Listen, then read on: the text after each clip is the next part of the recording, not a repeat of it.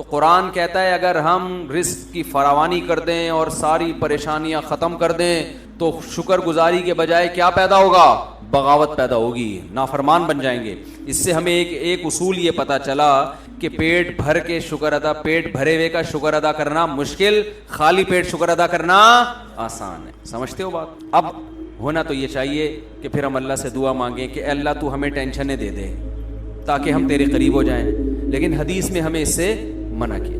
اللہ سے یہ دعا مانگو، اے اللہ تو نے خود قرآن میں کہا ہے قلیل من عبادی الشکور، کچھ بندے میرے ایسے ہوتے ہیں کہ جن کو نعمتیں ملتی ہیں پھر بھی وہ دین پہ قائم رہتے ہیں، ہوتے ہیں لیکن مارکیٹ میں ایسے لوگ کیا ہیں؟ تھوڑے ہیں، بہت کم ہوتے ہیں، زیادہ تر تو پریشان حال ہی دین کی طرف آتا ہے۔ لیکن اے اللہ تو نے خود قرآن میں کہا ہے کہ 100% لوگ کبھی بھی خراب نہیں ہوتے، کچھ ایسے بھی ہوتے ہیں۔ اور اللہ نے یہ داؤد علیہ السلام کو کہا کیونکہ داؤد علیہ السلام کی زندگی ٹینشن فری۔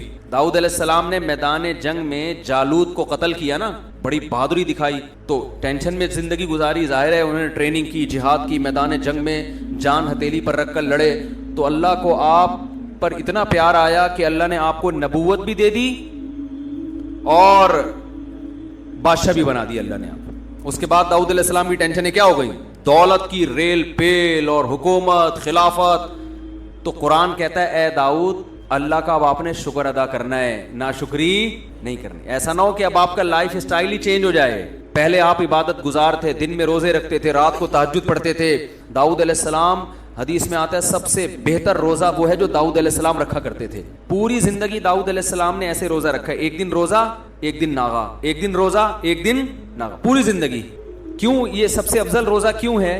اس لیے کہ روزے کا جو بنیادی مقصد ہے نا وہ اپنے جسم کو کمزور کرنا نہیں ہے، سمجھ رہے ہو؟ کیونکہ حدیث میں آتا ہے المؤمن القوی خیر من المؤمن الضعیف، طاقتور مومن کمزور مومن سے اللہ کو زیادہ محبوب ہے۔ اگر روزانہ روزے رکھ کے کمزور ہو جائیں گے تو پھر لڑے گا کون ہے بھائی؟ جہاد میں کیسے لڑیں گے؟ گھر بیوی بچوں کے حقوق کیسے ادا کریں گے؟ محنت کیسے کریں گے؟ یہ تو مسلمان تو ترقی میں پیچھے رہ جائیں گے نا۔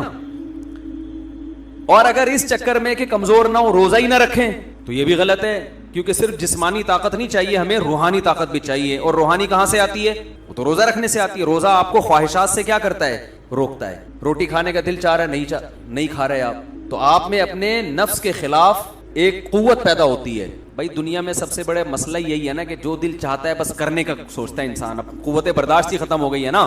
تو روزہ کا مقصد کیا ہوتا ہے؟ خواہشات پہ کنٹرول کرنا۔ علماء کہتے ہیں کہ اگر ڈیلی آپ روزہ رکھیں گے نا تو خواہشات پہ کنٹرول کرتے کرتے اسی کی عادت ہو جائے گی روزے کی، پھر زیادہ روٹی اور ان چیزوں کی طرف دھیان ہی نہیں جائے گا آپ کا، سمجھتے ہو؟ تو اس سے کیا ہوگا کہ جسم تو کمزور ہونا شروع ہوگا کیونکہ ڈیلی روزہ ہو رہا ہے، روحانی قوت اس طرح سے بڑھے گی نہیں کیونکہ آپ یوز ٹو ہو گئے نا، عادی ہو گئے آپ۔ تو وہ کہتے ہیں ایک دن چھوڑ کے روزہ رکھنے میں کیا ہوتا ہے کہ عادت پڑتی نہیں ہے روزے کی، جسم بھی کمزور نہیں ہوتا کیونکہ آج نہیں کھایا تو کل کھاؤ گے آپ، باڈی صحیح سیٹ رہتی ہے۔ لیکن ٹینشن اتنی ہوتی ہے نا کہ روزے کی عادت پڑتی نہیں ہے آپ کو، ایک دن رکھا ایک دن چھوڑ دیا، پھر دوبارہ رکھنا بڑا مشکل ہوتا ہے۔ بھائی رمضان میں ہم کنٹینیو رکھ لیتے ہیں نا، عادت 10-15 دن کے بعد تو ایسے عادت پڑتی ہے پتہ ہی نہیں چل رہا ہوتا، لیکن ایک دن رکھنا پھر ایک دن چھوڑنا پھر اگلے دن رکھنا پھر اگلے دن، روٹین میں نہیں آتی یہ چیز، جو چیز روٹین میں نہیں ہوتی اس کا کرنا بہت مشکل ہوتا ہے۔ تو اس لیے حدیث میں آتا ہے سب سے افضل روزہ کون سا تھا؟ داؤد علیہ السلام۔ ایک دن روزہ ایک، اور آپ کر کے دیکھیں آدمی ہل جاتا ہے، وہ نہیں ہوتا، اس سے عادت ہی نہیں پڑتی نا اس کی۔ تو کیسے اللہ کی عبادت کرتے تھے؟ تو اللہ نے قرآن میں داؤد علیہ السلام سے کیا فرمایا؟ اعملوا آل داؤد شکرا، داؤد اور آپ کی آل، آپ کا خاندان، کیونکہ داؤد علیہ السلام کو جب حکومت ملی تو خاندان بھی غریبی میں فائدہ اٹھاتا ہے نا، اس سے ان کی بھی عزت ہوتی ہے، بھائی شاہی خاندان کے لوگ ہیں۔ تو اللہ کہہ رہا ہے کہ اے داؤد آپ نے اللہ کا شکر ادا کرنا ہے، ان نعمتوں میں پڑھ کے اللہ سے غافل نہیں ہونا۔ آگے اللہ نے کیا فرمایا؟ قلیل من عبادی الشکور، میرے بندوں میں بہت تھوڑے شکر گزار ہوتے ہیں، خالی پیٹ رہ کے مسائل میں گھرے ہوئے تو بہت ہیں جو مجھے یاد کرتے ہیں، خوش و خرم زندگی گزار کے بھی مجھے یاد کریں، ایسے بندے مارکیٹ میں کیا ہیں؟ شارٹ ہیں۔ تو اللہ سے یہ دعا نہیں کرنی چاہیے کہ اللہ تو ہمیں ٹینشنیں دے تاکہ ہم تجھے بھولیں نہیں، یہ دعا کرنی چاہیے اے اللہ تو ہمیں داؤد علیہ السلام کی طرح نعمتوں میں ڈبو دے ہمیں، اور پھر ہمیں شکر کی توفیق بھی بولو عطا کر۔ وجہ کیا ہے؟ ٹینشنیں مانگنا یہ عبودیت کے خلاف ہے، ہم اللہ کے غلام ہیں نا، غلام بھیک مانگتا ہوا اچھا لگتا ہے، ٹینشن مانگتا ہوا اچھا نہیں لگتا۔ کوئی بھکاری آئے آپ کے گھر پہ اور آپ کو اس پہ ترس آیا اور وہ کہہ رہا ہے کہ ایسا کرو کہ میری جیب میں جو 50 روپے بھیگ کے جمع وہ بھی نکال لو مجھ سے، میں چاہوں میرے اندر کانفیڈنس پیدا ہو. تو آپ اس کو بھکاری سمجھو گے؟ بھکاری تھوڑی سمجھو گے. تو انسان کے سامنے تو بھکاری نہ بنے، لیکن اللہ کے سامنے کیسا بنے؟ اللہ کے سامنے بھائی ہم تو بھکاری ہیں، ہماری کیا حیثیت ہے؟ حضرت ایوب علیہ السلام پر سونے کی ٹڈیوں کی بارش ہوئی ہے، حدیث میں آتا ہے سونے کی ٹڈیاں. حالانکہ اللہ نے ایوب علیہ السلام کو جب شفا دی نا تو بہت مال سے نوازا، ان کے اہل و عیال بھی لوٹا دیے، مال بھی دے دیا اللہ نے ان کو. تو اب سونے کی ٹڈیاں برس رہی ہیں. حضرت ایوب علیہ السلام نے ساری ٹڈیوں کو جمع کر رہے ہیں جھولی میں نا، ایک بھی نہیں چھوڑوں گا میں اس کو بیچوں گا مارکیٹ میں جا کے، یا اس سے درم بناؤں دینار بناؤں گا. اللہ نے حضرت ایوب سے کہا کہ ایوب ہم نے تو آپ کو مستغنی کر دیا، اس سے اتنی دولت دے دی، اب آپ ایسے جمع کر رہے ہیں. تو انہوں نے فرمایا اللہ میں تیری رحمت سے مستغنی نہیں. کوئی اور یہ بھیک دے رہا ہوتا نا، نہیں ہے بھائی، رکھا اپنے پاس. جیسے سلیمان علیہ السلام سے ملکہ سبا نے کہا نا کہ یہ ہدیے ودیے لے لو اور اب چپ کر کے بیٹھ جائیں، مجھے دوبارہ تبلیغ نہ کرنا. سلیمان علیہ السلام نے سارے گفٹ واپس کیے ہیں، کیونکہ انسان کی طرف سے آئے تھے نا. بادشاہ کو گفٹ مل رہا ہے ایک بادشاہ کی طرف سے بطور رشوت کے. ملکہ سبا کہنا چاہ رہی ہے کہ آپ دوبارہ مجھے تبلیغ کی کوشش نہ کریں، پیسے چاہیے یہ لیں، ٹھیک ہے نا. بے یار کیا ہو گیا، آپ لوگ یہاں کچھ ایسے دیکھ رہے ہوتے ہیں جیسے انہوں نے کبھی سلیمان علیہ السلام کا واقعہ سنا ہی نہیں. سلیمان علیہ السلام نے ملکہ، جلدی سے بتا رہا ہوں تاکہ بیان بس بہت لمبا ہو گیا، ختم کر رہا ہوں بیان. سلیمان علیہ السلام نے ملکہ سبا کو خط لکھا، ہدہد نے آ کے بتایا اتنی بڑی حکومت ہے، سورج کو سجدہ کرتی ہے. سلیمان علیہ السلام نے ملکہ سبا کو ہدہد کے ذریعے خط بھیجا، اللہ تعالی علیہ واتونی مسلمین. ان شارٹ بات کہ بسم اللہ الرحمن الرحیم، اس اللہ کے نام سے جو بڑا مہربان نہایت رحم کرنے والا ہے. انہ من سلیمان، سلیمان کی طرف سے یہ خط ہے. اللہ تعالی علیہ، سرکشی مت کرو، واتونی مسلمین، بندی بن کے چلی آؤ. وہ ایک دم ڈر گئی، بھائی یہ کون سا انداز ہے بھائی، یہ تو بہت ہی کوئی پاورفل بادشاہ ہو تو اس اسٹائل میں بات کرے گا نا.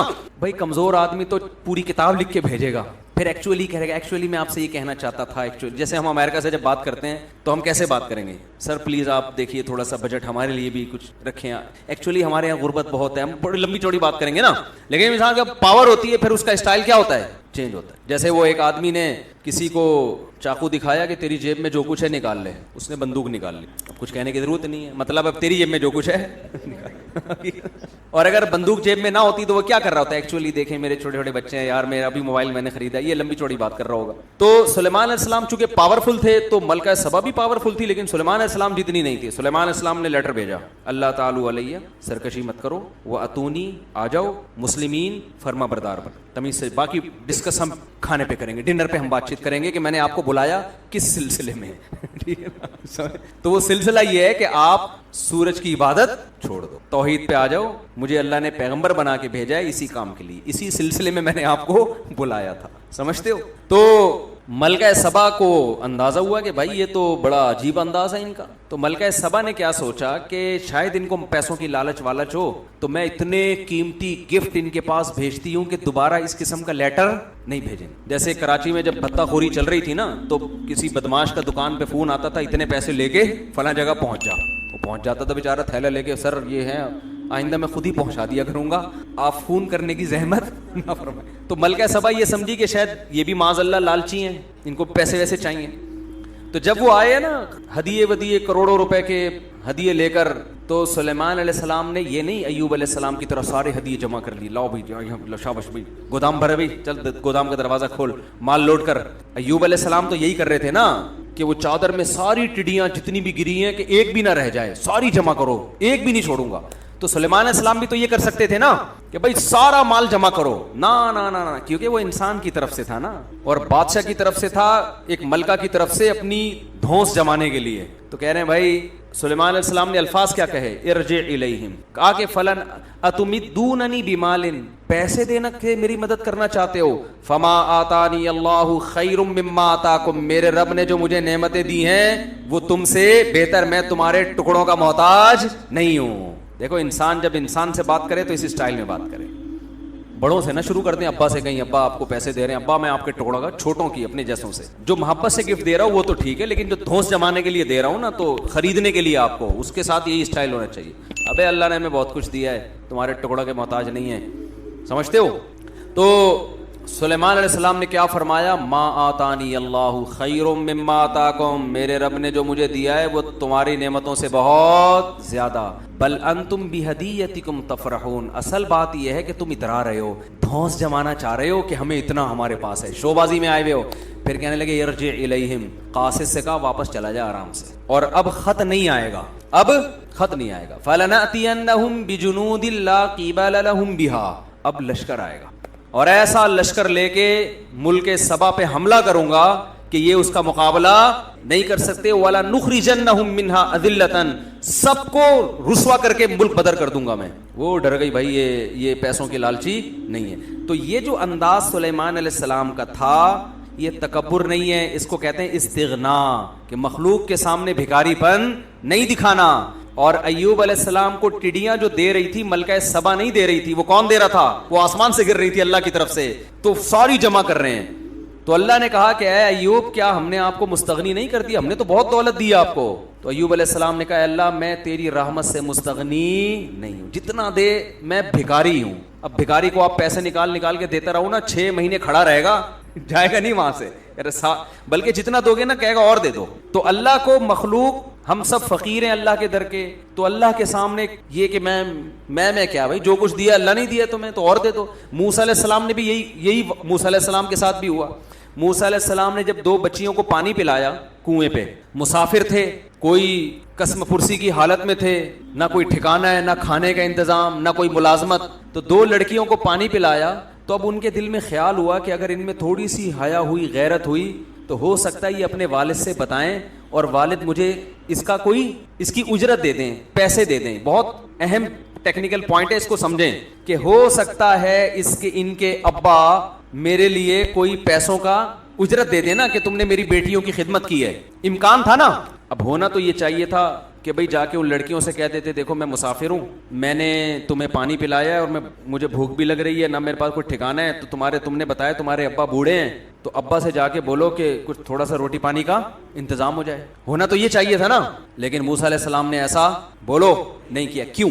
اس لیے کہ اس سے یہ میسج جاتا کہ لیبل خدمت کا ہے مگر اس کے پیچھے اپنا مفاد ہے. 2 پوائنٹ ہیں, بس یہ بات کر کے بیان ختم کرتا ہوں, بہت اہم پوائنٹ ہے. دیکھو موسیٰ علیہ السلام جب گئے نا ان لڑکیوں کے ابا سے ملے, بعد میں جا کے ابا نے کہا کہ آپ 10 سال بکریاں چراؤ, یہ خدمت آپ کرو گے, اس کے بدلے میں میری بیٹی آپ کے نکاح میں. یہاں موسیٰ علیہ السلام خدمت کا معاوضہ لے رہے ہیں کہ نہیں لے رہے؟ بولو نا.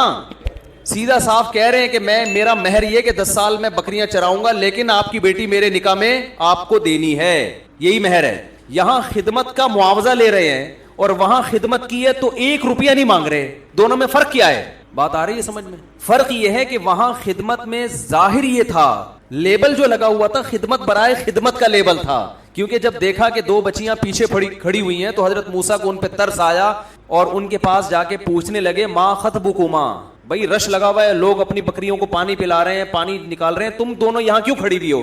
انہوں نے کہا ہمارا بوڑھا باپ ہے, وہ آ نہیں سکتا اور مردوں کے رش میں ہم جا نہیں سکتے. تو اس وقت موسیٰ علیہ السلام نے یہ نہیں کہا تھا کہ ٹھیک ہے میرے روٹی کا انتظام کر دو تو میں ڈول بھر کے دے دیتا ہوں. وہاں یہ نہیں کہا, وہاں خدمت ہو رہی ہے اور لیبل بھی خدمت برائے خدمت کا. یہ شو کیا جا رہا ہے کہ مجھے تم پہ ترس آ رہا ہے, اور حقیقت میں یہی تھا, مجھے تم پہ ترس آ رہا ہے, تمہارا نمبر تو 6 گھنٹے کے بعد آئے گا, کوئی بات نہیں, میں خدمت کر دیتا ہوں, میں لا کے تمہیں ڈول دے دیتا ہوں. ڈول سے پانی نکال کے ان کو دے دیا, جاؤ بھائی اپنے گھر جاؤ. تو وہاں چونکہ خدمت کا لیبل خدمت کا تھا, وہاں دل میں یہ لالچ رکھنا جائز نہیں تھا. جیسے کہ آج کل لوگ خدمت کر رہے ہوتے ہیں کسی بوڑھے کی, مقصد ہوتا ہے کہ کوئی وصیت لکھ کے چلا جائے ہمارے نام. باس کی خدمت ہو رہی ہے لیکن مقصد ہے کہ ہماری تنخواہ بڑھا دے, چاپلوسی ہو رہی ہے.